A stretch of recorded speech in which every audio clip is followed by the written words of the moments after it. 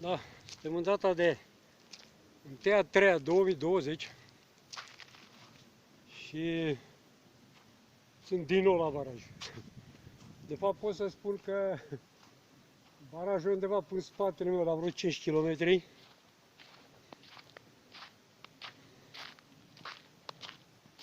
Deci am luat-o spre Bâlea eu. Da. Deci barajul e pe undeva pe acolo, așa. Exact 5 km am trecut de el.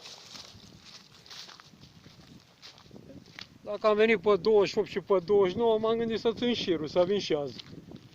Pe întâi. E cu zăpadă pe aici.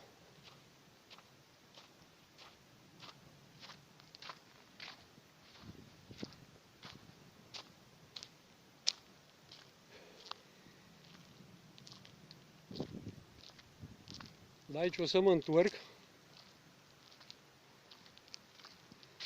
Da.